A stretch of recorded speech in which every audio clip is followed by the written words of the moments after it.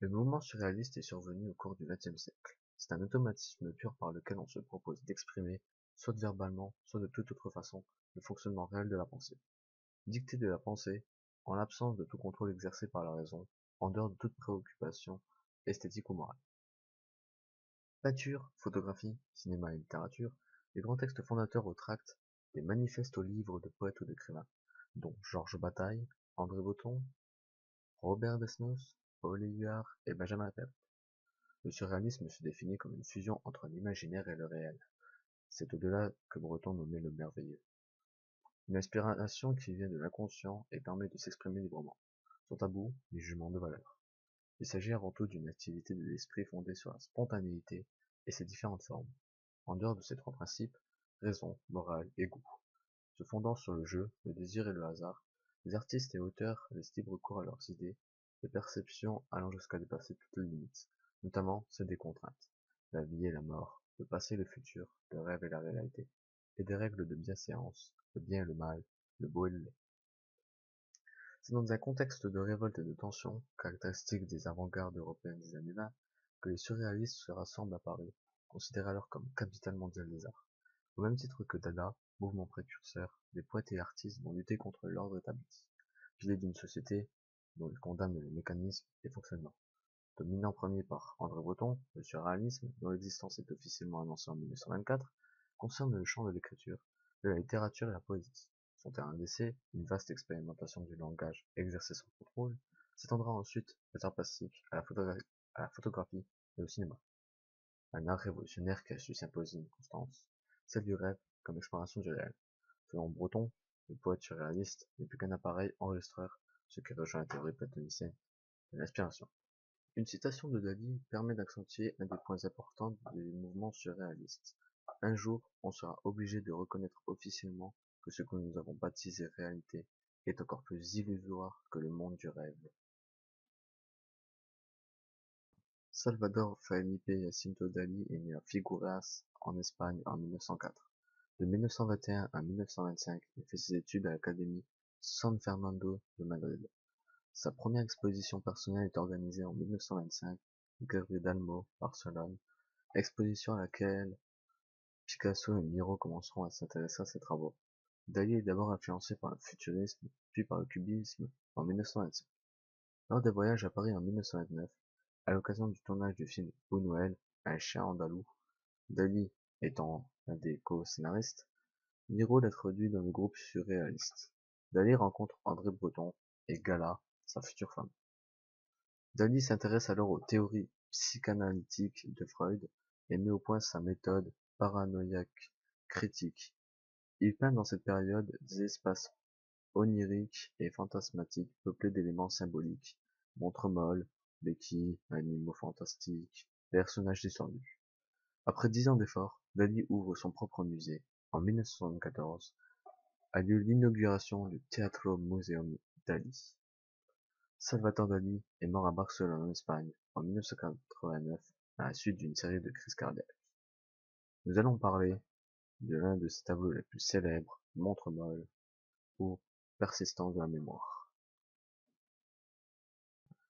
Persistance de la mémoire, Montre molle de Dali. Ce tableau ayant pour thème la mort et le temps. Dali utilise le sentiment de peur de l'homme face à la mort qui survient à un temps incertain. Cela crée une angoisse pour la personne qui regarde le tableau. Mis à part dans le coin gauche, le reste est sombre. En bas à droite, nous pouvons observer un cadavre, mais on ne peut savoir de quoi. En haut à gauche, un arbre mort avec une montre accrochée à une branche. En bas à droite, des fourmis qui attaquent une montre qui, elle, n'est pas difforme.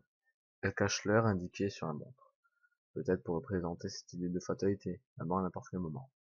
Remarquons tout de même que pour chaque élément représentant la mort, une montre y est associée par contact. Le coin inférieur gauche nous montre ce qui peut ressembler à un coin de table, mais cela peut aussi être un cercueil. De plus, la scène se passe dans un désert. Dali permet, à travers de ce tableau, de susciter l'angoisse, la peur et l'interrogation de l'observateur. Si je mourais là-bas sur le front de l'armée, tu pleurerais un jour, ô loup ma bien-aimée. Et puis mon souvenir s'éteindrait comme meurt un obus éclatant sur le front de l'armée, un bel obus semblable au mimosa en fleurs. Et puis ce souvenir, éclaté dans l'espace, couvrirait de mon sang le monde tout entier. La mer, les monts, les vallées, les étoiles qui passent, les soleils merveilleux mûrissant dans l'espace, comme font les fruits d'or autour de Baratier. Souvenir oublié, vivant en toute chose, je rougirai le bout de tes jolis seins roses. Je rougirai ta bouche et tes cheveux sanglants. Tu ne vieillirais point toutes ces belles choses, rajeunirais toujours pour leur destin galant. Le fatal giclement de mon sang sur le monde donnerait au soleil plus de vive clarté, aux fleurs plus de couleur, plus de vitesse à l'onde. Un amour inouï descendrait sur le monde, l'amant serait plus fort dans ton corps écarté. D'où si je meurs là-bas, souvenir qu'on oublie, souviens-t'en quelquefois, aux instants de folie, de jeunesse et d'amour et d'éclatante ardeur. Mon sang, c'est la fontaine ardente du bonheur, et sois la plus heureuse, étant la plus jolie, pour mon unique amour et ma grande folie. Ce poème de Guillaume Apollinaire, datant du 30 janvier 1915 à Nîmes, et je l'associe donc au tableau de Salvatore Dani, pour une simple bonne raison qu'en fait, l'histoire de ce poème est une personne qui explique que s'il qui part en guerre, s'il meurt, sa bien-aimée ne doit pas s'en faire. Là, ce qui en résulte, et pourquoi je l'ai associé, c'est qu'en fait, s'il dit ça, on peut s'imaginer, en étant la femme, qu'elle a peur que son mari meure. Ce qui donc est le sentiment de la mort, ce qui est donc associé au mental mal. Et ensuite, ce poème est donc destiné à sa femme. C'est aussi la crainte de quitter un être cher, qui revient donc à l'idée de la mort, et de sentiment de la peur, et aussi au fait que la mort peut arriver donc à tout instant, ce qui encore revient à l'idée du temps, ce qui est donc associé aux montres molles de Salvatore Dali. Je ne pense pas qu'il y ait d'autres rapports.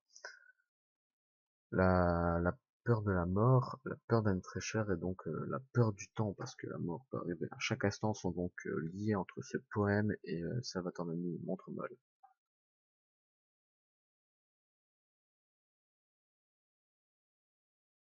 René François Ghislain Magritte, né le 21 novembre 1898 à Leisnig, dans le Hainaut, Belgique, et mort à Bruxelles le 15 août 1967, est un peintre surréaliste belge. En 1919, il découvre le futurisme et des précurseurs du surréalisme.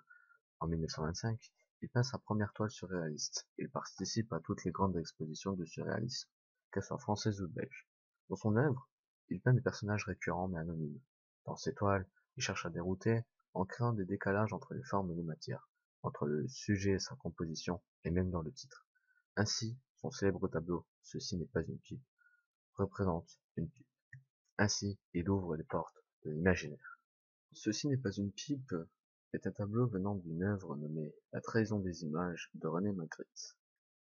On y retrouve une pipe dessinée avec une légende en dessous. Ceci n'est pas une pipe. Ce que René Magritte essaie de nous montrer est que même une peinture réaliste ne pourra jamais représenter un réel existant, un objet réel. Cette pipe n'est qu'une image d'une pipe. Elle ne sera jamais réelle, nous ne pourrons jamais nous en servir comme une vraie pipe. Et en plus, ce tableau nous sert aussi à essayer de développer notre imagination de ce que pourrait être cette pipe. Ce que Magritte essaie de nous montrer, c'est que les personnes qui vont regarder l'œuvre vont essayer de s'imaginer la pipe réellement, ce qu'elle pourrait ressembler en 3D. Alors que tout simplement, ce que nos yeux perçoivent essaie de retranscrire réellement par le biais de la mémoire. C'est nos yeux essaient de retranscrire un objet non matériel en un objet matériel connu. Alors que ce que Magritte essaie de nous montrer tout simplement, c'est que c'est un tableau, une peinture qui représente une pipe simple, un objet matériel, une peinture simplement, et qu'il n'y a pas à essayer d'en faire une pipe en 3D, tout simplement. La courbe de tes yeux, un poème de Paul Éluard. La courbe de tes yeux fait le tour de mon cœur, un rond de danse et de douceur. Auréole du temps, berceau nocturne et sûr, et si je ne sais plus de ce que j'ai vécu. c'est que tes yeux ne m'ont toujours pas vu. Feuilles de jour et mousse de rosée, roseaux du vent, sourire parfumé, elle couvrant le monde de lumière, bateau chargé du ciel et de la mer, chasseur des bruits et source des couleurs, parfum éclos d'une couvée d'aurore, qui joue toujours sur la paille des astres. Comme le jour dépend de l'innocence, le monde entier dépend de tes yeux purs, et tout mon sang coule dans leur regard. La longueur du premier vers, la courbe de tes yeux fait le tour de mon cœur, mais l'importance sur deux sujets importants pour les surréalistes et Éluard notamment. C'est le yeux et le cœur. Dans leur exploration d'une vérité plus profonde, les surréalistes utilisent beaucoup les yeux. Ils sont des miroirs de l'âme, des fenêtres sur la vraie essence d'un être humain. Le cœur est aussi important ici, car il fait référence au corps de l'auteur. C'est ainsi un lien avec le monde matériel. Ici, dans le premier vers du poème, les yeux sont décrits comme des choses concrètes et le cœur comme un objet malléable. C'est en contraste avec la réalité. Les yeux, comme le cœur, font partie du corps humain, mais normalement, le cœur est l'organe le plus puissant. Les yeux cernent le cœur de l'auteur, et ils contiennent pour lui l'invisible, une porte idéale au vrai monde qu'il veut découvrir. Tout comme la personne qui regarde Ceci n'est pas une pipe de Magritte, il s'évade dans un univers où ce qu'il pense n'est que le résultat de sa propre imagination. L'imagination, les yeux, est supérieure à la réalité, comme dans le tableau de Magritte, où une simple pipe nous permet d'explorer son imagination pour en faire une pipe matérielle, ce qui n'est pas le cas.